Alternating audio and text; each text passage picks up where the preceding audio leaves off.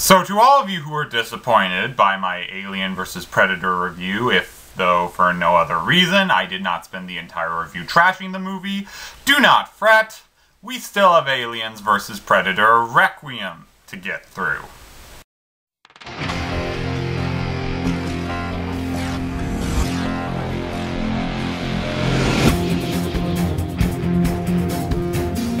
Hello everyone, Gilligan Kruger 0829 here, and welcome to part 6 of my Prometheus movie series marathon review. Today we'll be looking at the second franchise crossover between the Alien and the Predator franchise in the form of Aliens vs. Predator Requiem from 2007. Yes, after the first movie from 2004 was bashed over the head again and again, though my views still stay the same as what I said in my last review, the studio did decide to try one more time to make a successful clash between these two science fiction titans. They failed. Big time. So, let's just get right into it and see why this science experiment should have been left under the snow. This is the final pre-film in the Prometheus lineup, Aliens vs. Predator Requiem. So this movie actually does start where the first Alien vs. Predator left off. We see the Predator ship taking the Predator that died at the climax of the Antarctic fight in the first movie away from Earth. Unbeknownst to any of the Predators on board, though, a creature has hatched from the Predator called a Predalien. And this thing is sort of like a hybrid of the Predator and the Alien that was laid in its body during the end of the first movie that you saw.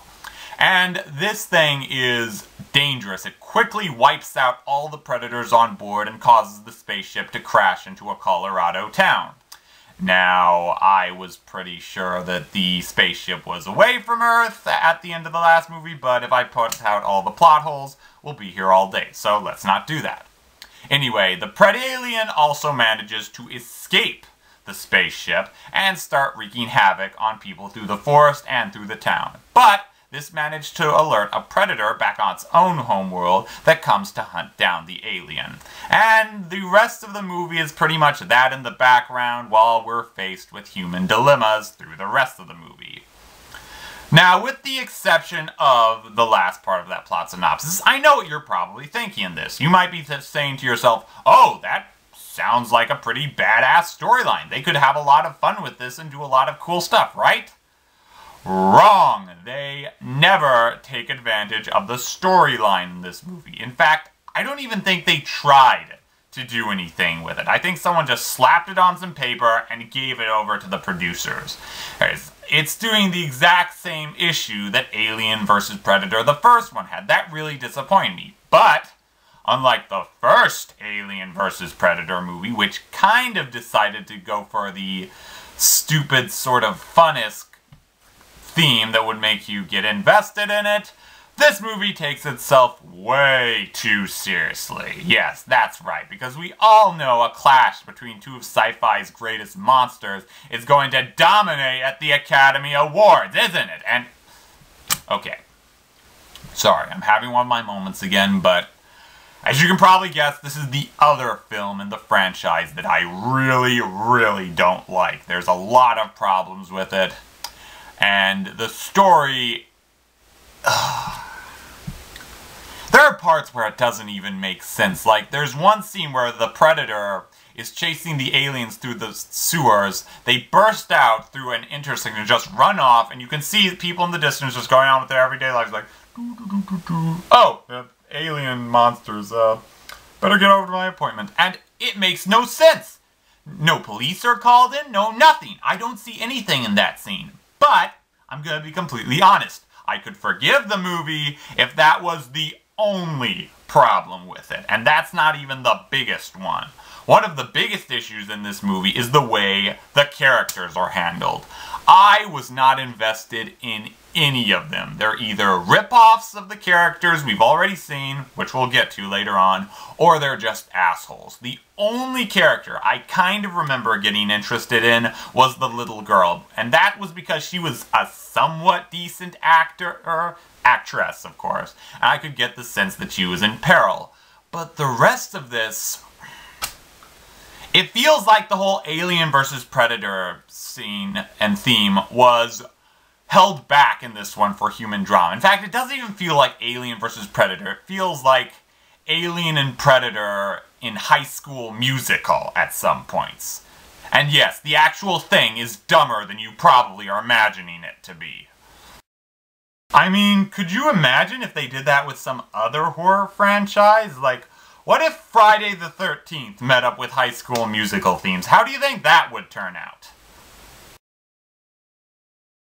And if you can believe it, that's not even the worst part of it, because while most of the characters, the main ones anyway, are incredibly dull and uninteresting, some of the characters are really just in this movie. Okay, actually scratch that. Pretty much all of the minor characters are in this movie just to be alien chow. Hell, sometimes we're introduced to them just 2 or 3 minutes before they're killed off, and I honestly got the feeling that they wanted us to feel bad for these people, and you know what, I'm just going to do this. I'm going to create a bunch of characters, and I want you to tell me if you get invested in any of them. You ready? Here we go. Jesus Christ, what the hell is going on? Hi, is my cheeseburger ready yet? Oh no, Amy, please don't make me watch Twilight a 3rd time. This is still better than watching Twilight. You see? That's exactly what I mean. Some characters are actually introduced like that. You can't get invested in a character if you only met him or her 2 or 3 minutes ago. Hell, 10 minutes is enough to get in some backstory, but if you can believe it, that is not the biggest problem in this movie. No, no. The most painful thing, to me personally, is that this movie does not pay homage to the Alien or the Predator franchise. It downright steals from them. So blatantly, it actually kind of hurts. I mean, tell me if any of this sounds familiar. You have a character named Dallas. You have a woman who not only looks like Sigourney Weaver, but drives a tank and befriends a little girl. Now, granted, she is the mother of that little girl I was talking about earlier, but really, you couldn't have done anything a little bit more creative? Come on. Thirdly, you have the Predator, who goes around using this special acid to essentially dissolve all the alien victims he can find. However, when he kills a victim, he actually skins it and strings it up in a tree. Why does he do this when he's trying to make it so clear that the alien was not there? They never explain. It really doesn't make any sense. All they wanted to do was to reference that first Predator movie. But by far the biggest one that, for me personally, I honestly felt like I gave up at this movie right here, was when one of the main characters actually says, in a serious tone, "Get to the chopper."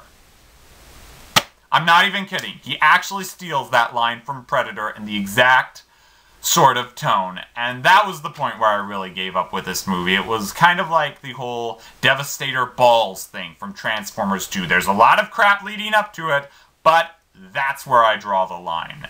And I'm sorry, I really don't think there was even the slightest bit of effort putting any energy or creativity in these characters whatsoever.